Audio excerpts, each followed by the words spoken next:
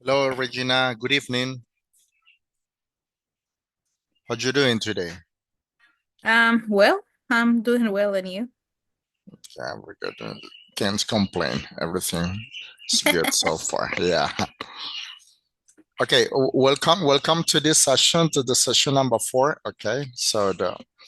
In this session, we're gonna talk about the principles and some aspects that we need to take into account when constructing tests. Okay. We got a little Mhm. introduction here that I would like you to read, please. Yes. Just a second. Okay. Okay, so introduction. In English, language teaching assessment is fundamental tool for measuring students' progress and effectiveness of the teaching learning process. Test construction is a meticulous process that requires careful planning to ensure that assessment instruments are valid, reliable, and aligned with learning objectives. In this session, we will explore the fundamental principle of test construction, the most commonly used item type, and best practice for designing effective assessment. Okay, very good. Let's move on to this. This is the topic of today. Okay, the principles for test construction.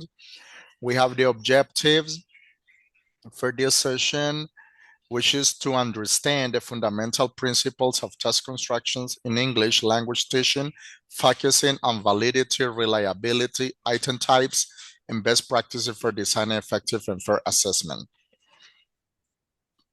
Okay. Let's see. So we're gonna start with a speaking activity, okay? I would like to know what do you know about this one? And the first question is, what is the purpose of a test in education? Well, I think that the main purpose of testing education is like measure Mhm. or have an idea the knowledge of your students. Right. Yeah, you're completely right. Just to assess a student's knowledge, okay? And even his skills as well, right? Yes. Let's see, second question. Have you ever taken a test that you felt was unfair and why? Have you ever taken a test that you felt was unfair? Yes, I remember that when I was applying for one company that was work at home, Hmm. they gave me like a specific test that I have to complete it in few minutes. So they give me like a 3 or 4 minutes to to answer. So some questions, but the instructions, Hmm. they were not totally clear. So I Hmm. was a little confused about the things that I was supposed to do in the test. And But and they, and was the test so extensive? yes. Yes, of course. So Mhm. I think that the time that they gave for the test, it wasn't enough to finish. Yeah, yeah, you're right. So sometimes there are many tests that they are so extensive, and the time that we got for doing it is short. Yes. Another example for an unfair test would be when you have to answer some questions which are not related to what you studied. Exactly. So this well, I have an experience about this, but it was like in high school. I remember Mhm. that I have a teacher that in all of our exam, they give us like a, how can I say, guia? Guide, Guia. guide. Yes, like a guide. And but the next day that when we are in the exam was totally different. Yeah, yeah. That's normal in high school. Yes. Yeah, that something similar happened to me. in high school, especially in math. Mm-hmm. The teacher was explaining some math topics, and in the exam appeared some topics that didn't been taught. So what is this? So let's see the next question. What makes a test difficult or easy for students? Well, I think that what make a test difficult is when the instructions are not totally clear. Yeah, yeah. Because as you So know, in order important. to, Yeah, so yes, it's important the important. clarity of the questions, right? Or the Exactly. instructions. Mhm. Exactly. And easy for a student is when everything is clear. So the things that you need to do in the exams are totally clear. So you need to, for example, you need to write a sentence about this or select what is true or false. So things that are more understandable for Mhm. students. Yeah. Let's see next question. Do you prefer multiple choice test or open-ended questions? Um, It's depend because for example, if I have an exam for multiple choice test, I would like to that they give me like three options. Mhm. Like three options like A, B, C. But in some exams, there is a lot of options like A to F. Oh my God. And all of them are similar. So Yeah. I prefer open and ended questions for that reason. And there's over there that you start answering at randomly. Exactly. Okay, yeah, What that sounds happened. better for me? I select that. Yeah. At a certain point, some of them were right and some other not.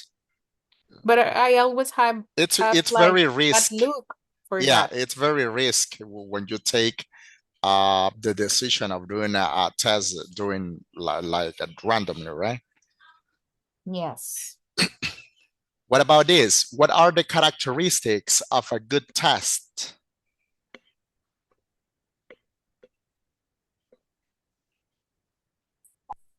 Well, I think that a good characteristic of a good test, um, let me think about it. You already mentioned two of them No, in the they first need to question. be like they need to be structured in a good way, in a clearly Hmm. way Yeah, they have to be with fair as well. yes, fair, exactly. Fair. Yeah, good. Yeah. Let's see next question. If you were a teacher, how would you design a test? Mm, okay, so first of all, I will check, all the things that I or it's well, I will use like the homeworks that I provide to my students. So I will review all the units and for the information that I provide to them, I will select, some topics that I would like to include in my test, but something that we already study in the class. Yeah, that's right. And would you include the different types of questions to assess Yes. different skills or just focus on ones? Yes, I would like to, for example, I will select a topic and I will have different activities that will, for example, listening activities, grammar activities, Mhm. um, writing activities.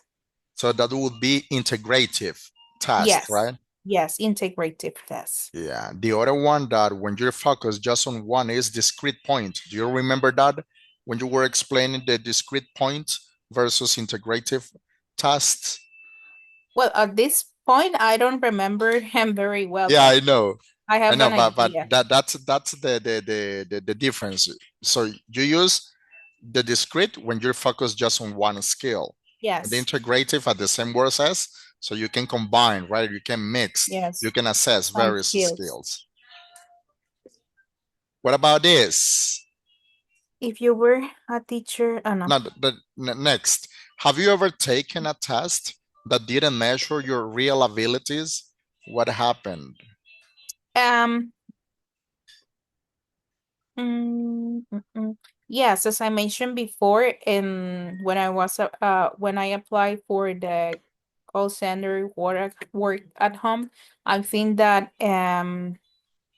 well, I feel that I put 100% of me to pass the test, but I think that it was not the time, or it was not the God's plan to Mm-hmm. work for that company, because well, I can say that I during the process I studied for that test, but I I felt Mm-hmm. I Yeah, didn't pass. yeah, because remember that we have different learning styles, right? So Exactly. some students learn through practice, some others learn through memorization, like a mechanic way. So we have different way, right? And I think that I cannot work with under pressure or Mm-hmm. with a time frame. Mm-hmm. Yes, because I It's start, hard to yes, work. it's Yeah, hard. I know. I quite understood. Let's see. Let's move on to next slide. So what do you understand by test construction? Well, test construction, if I'm not mistaken, is like the steps to elaborate a test. Mm-hmm. Yeah, here we have some key sentences related to test construction. We can say that that it is a systematic process for designing tests that measure knowledge, skills, and competencies. You know, so you quite understand when I say competencies, right?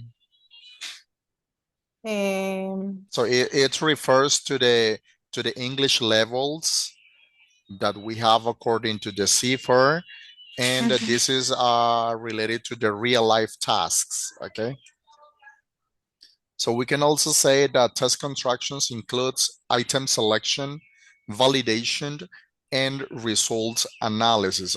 Also, it is directly related to learning objectives. Remember that when you're designing a test, you have an objectives, right?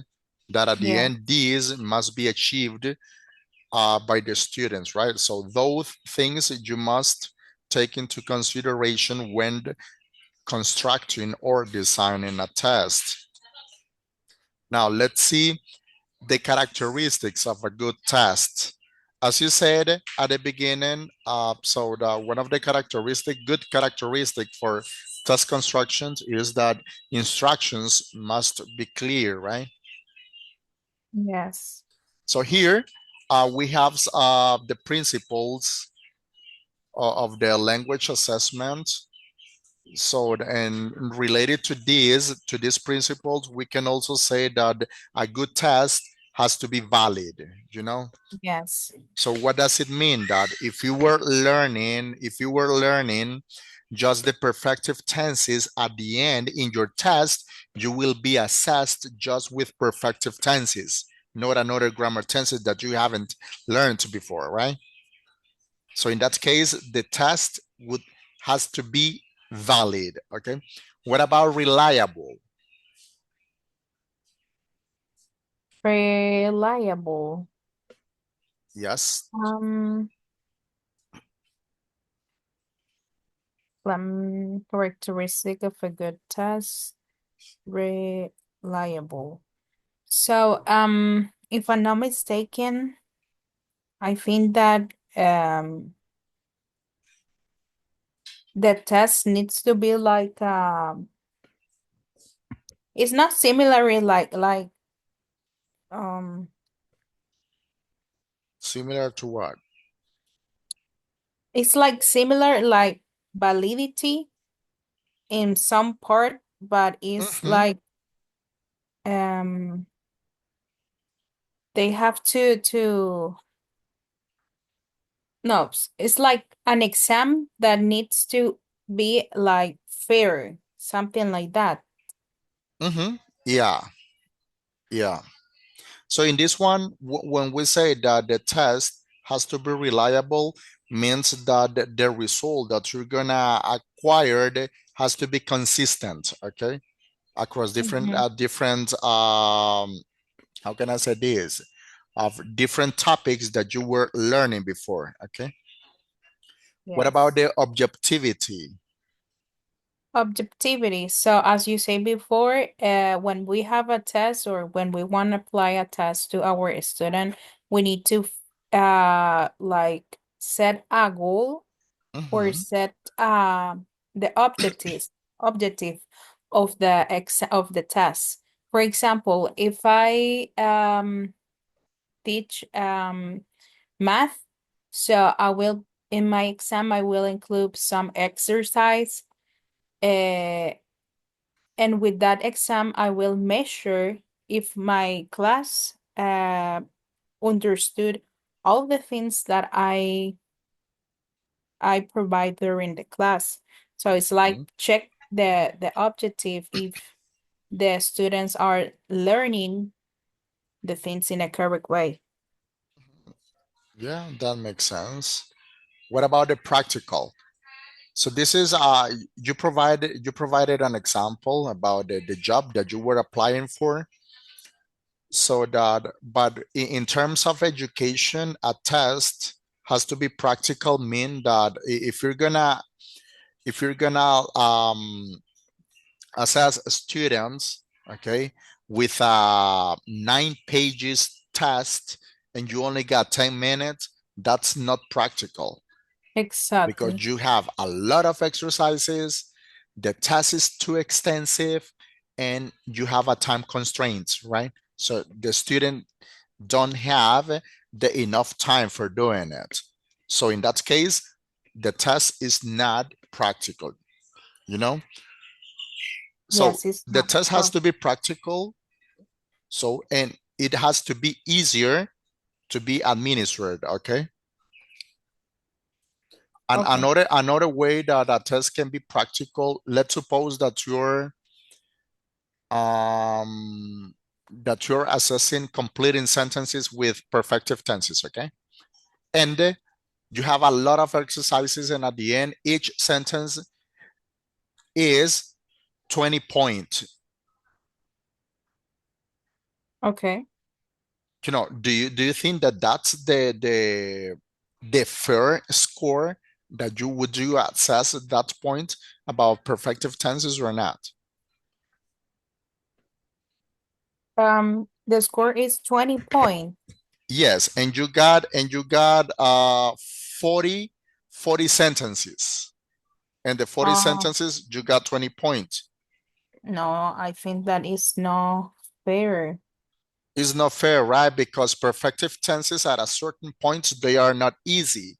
They have to Exactly. analyze the sentence. So you need, you know, I need more time to do that. So right. maybe if they give me more time, I can try to do that Mm-hmm. because as you say before, it take time though to the the the tenses you need to think and use Mm-hmm. the grammar correctly. Mm-hmm. Good. And what about the last one? When do you consider that a test is authentic? Authenticity. Mm, let me try to remember that. Okay. Okay, when is the authenticity? Um, um, just to make sure, authenticity is when we try to come to combine, uh, you know, the test with real life work. Right. Right. Yeah, when a When test we, is, Mhm. Yeah, go For ahead. example, when we teach using the real life things. For example, we will learn today how to write an email in English, or try um, to buy, something at the store, but in English. So things that we use, things that we do in the our daily life. Yes, yes. Yeah, that's right. So when we have an authentic test is when you want to assess the skills in real world context, okay? Mm, I mean, let's suppose that you're teaching communicative English and you need to assess the students' skills and performance. So you can do a role play about a exactly. restaurant. So something real, right? Okay, Exactly. Something real. okay, good. Now let's see the types of tests based on purpose. So we have the diagnostic test. What do you understand for that? What's the purpose of diagnostic test? Like, well, with diagnostic tests, I think that we can know if um we can know that if the student are putting attention in class, or they are practice, what was in the previous class. Have you ever been a teacher before? No, No, no, not yet, right? no. So, but probably you have experienced at university. I don't know if you experience at the beginning of the term, some teachers decide to apply a diagnose test. You know, you know why? Because the teacher need to know what are the students' weaknesses and strengths, right? Mhm. So the Yeah. purpose of this is to identify the prior knowledge about something. Oh, the prior knowledge. Yes. So let's suppose that you will be teaching passive voice, okay? So you can do a diagnostic test about regular and irregular verbs. Why? You need to identify if the student quite understand the past participle of the regular and irregular verbs. Because you know that when working with passive voice, no matter which grammar tense you're using, you have to work with the past participle of the main verb, right? Yes. So in that case, you need to identify the prior knowledge, in this case about the verbs, okay? That's the purpose of this test. Exactly. You So understand what it's I mean? basically is to check the previous knowledge. Yes, yes, yes. Another example here in a communicative way. Let's suppose that you're teaching communicative English, right? And you want to know about daily routines. So you can make a diagnostic test to see how much English the students know. What are their weaknesses and strengthens in communication skills, and based on the weaknesses, on the factors that you will find, so you can start working on that to Yes. improve their skills, right? Yes, you will have with diagnostic test an idea Yes, on where to start. yes, yeah, that's right. What about formative tests? Formative formative stuff. Mm, formative tough test. Let me think about it. Mhm.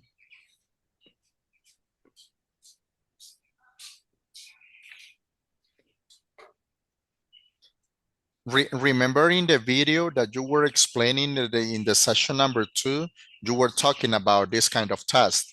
You were talking about placement test, diagnostic task, formative test, aptitude test, summative test, etc., right? In the last video or in the first In the one? in the session number 2. Did you see did you see the video about concepts and issues of the English language assessment? Yes, I saw it. But affirmative tests.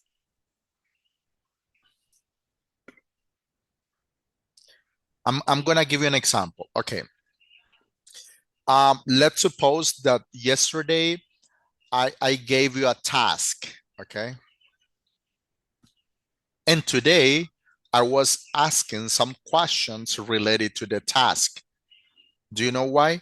I need to know if the student worked on the tasks, if the student are progressing on their knowledge or not. Got you now. So, well, it's like a small test that we can provide to our students because it would help like teachers, right? To see how well a student is doing. Yes, yes. Remember that at the end, as a teacher, we need to monitor the student's Yes, progress, you know? So that's exactly. the purpose of the formative test. And for formative tests, also, if I'm not mistaken, with that test, at the end, we can provide like a feedback to our That's right. Exactly. Exactly. Yeah, you can provide feedback, okay, to where the student have to take into account that to improve their weaknesses, right? yes, Yeah. yes. Here in the formative test, let me tell you that we don't get graded as students. Yes, You it's only just to check. monitor the progress, Yes, okay? monitor. Let's see Yes, right. next types of tests. What about summative? Summative tests. Well, summative tests, if I'm not mistaken, is like tests that they will like score it. It's like Yeah,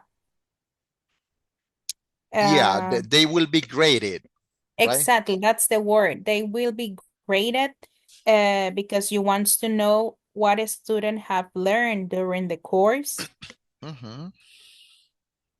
Yes, for And example, also, yeah, continue, sorry. and also it will help like measure the overall performance of your students. Exactly. For example, here with you, in these tutoring sessions, you know that at the end, in the session number 7, you will be doing a summative test. Mm-hmm. This is Yes. the final one, right? Yes, it's the final one. Yes, because I need to assess your final learning outcomes about what did you learn in this In this in tutorial. yeah. And what about Yeah. the aptitude tests? Aptitude tests. If I'm not mistaken, that's the test that when you want to apply for maybe a university or a job, they give you like a aptitude test. Yes.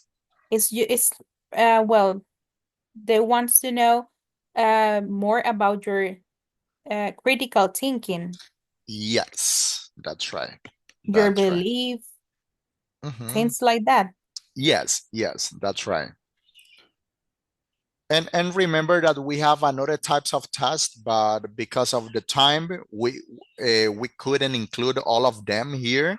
Yes. But when talking about education field, you know that we have diagnostic, formative, placement, summative, okay?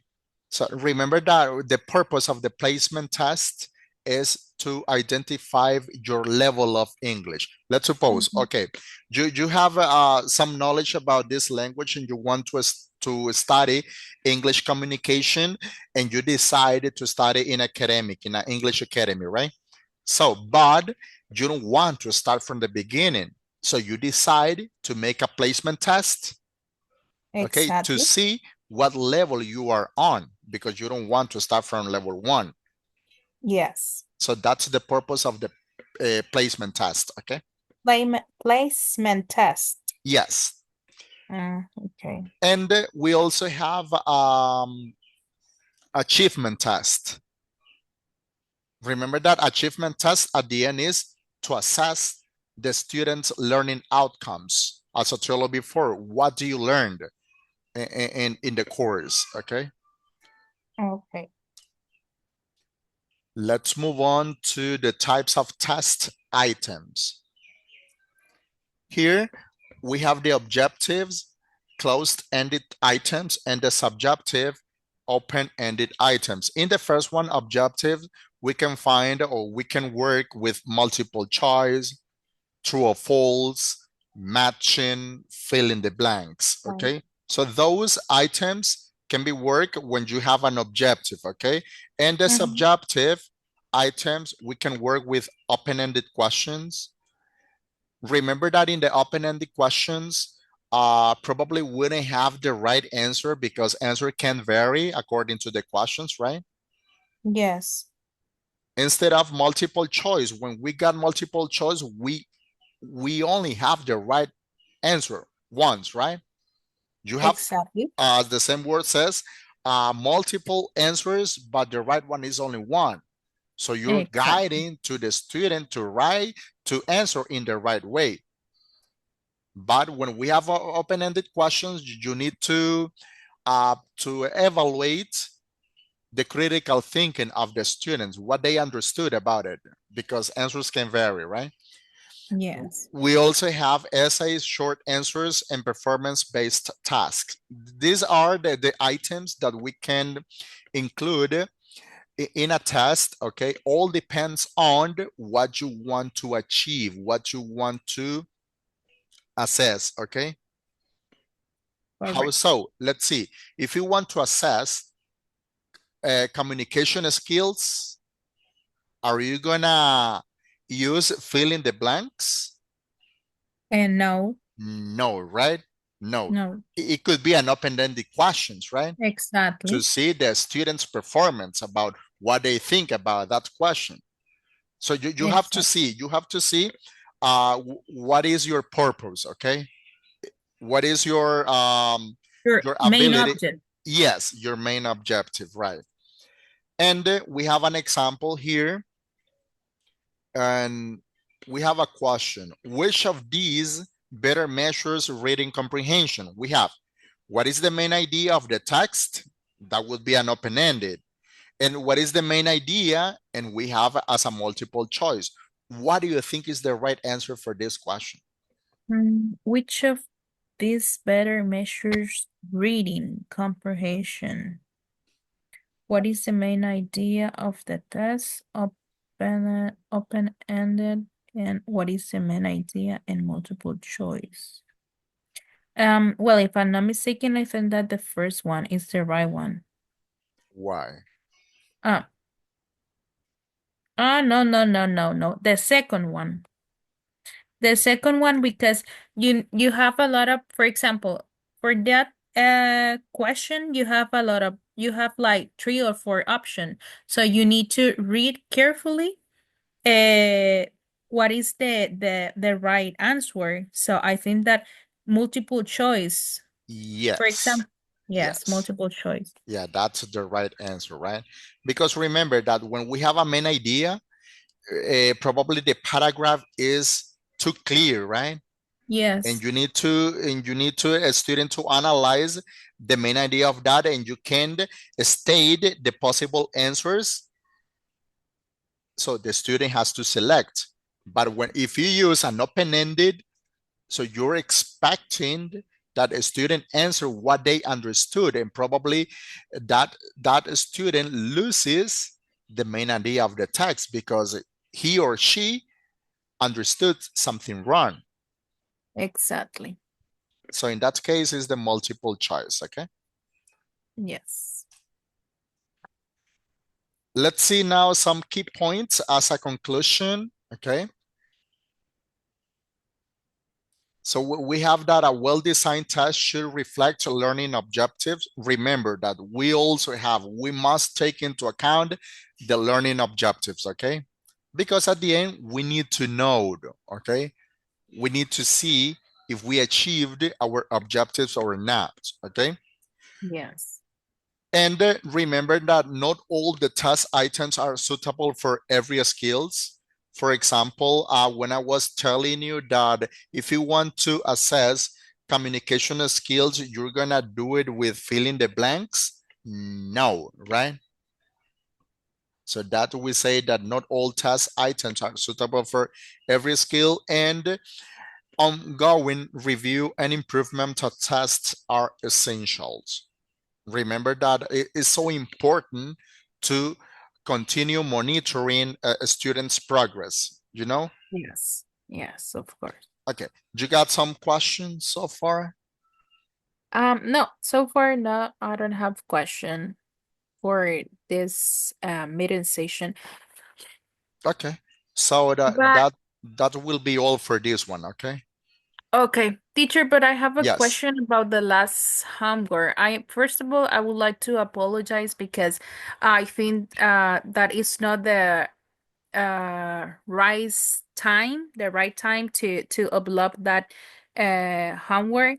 However, that's the only time that I have free to do that because on Sundays I study for 8 a.m. and I finish my last class at 9 p.m. That is yeah, virtual. yeah, I So, know. um, So, but the task is already done, right? So you got yes, ready, right? yes, but remember that yesterday I was able to upload just the PowerPoint, but It not was the video. not the video that I was explaining the PowerPoint, due to the error that say that your document was unable to be uploaded, things like that, and you told me that it was for the internet, but I restored my internet connection, but it was The the same same issue. mistake. Hagamos algo entonces, voy a habilitar la plataforma nuevamente. Ahorita que terminemos esto, lo vas a tener habilitado hasta las 9 de la noche para que lo Okay. subas, porque decís que ya lo tenés listo, ¿no? Sí, ya lo tengo, profe. Sí, porque al final el video es el que va a ser calificado, no la presentación PowerPoint. Entonces te lo voy a habilitar hasta las 9 para que después de esto lo subas de inmediato y así yo poderte calificar, ¿vale? Sí, para que así si me dé el error, lo mire ahorita, porque Ajá, fíjese que así me pasó con el video anterior, pero yo lo intenté y lo intenté varias veces hasta que se pudo subir, pero fíjese que el de ayer ya no. claro que sí. Ahorita voy a estar en la plataforma, entonces lo voy a habilitar ahorita. Si tienes algún problema, pues me lo haces saber para ver qué podemos Ahorita, hacer. sí. Ujú. Dale, Ok, está bien. Gracias, nos vemos en la próxima sesión. thank you. Ok, thank you.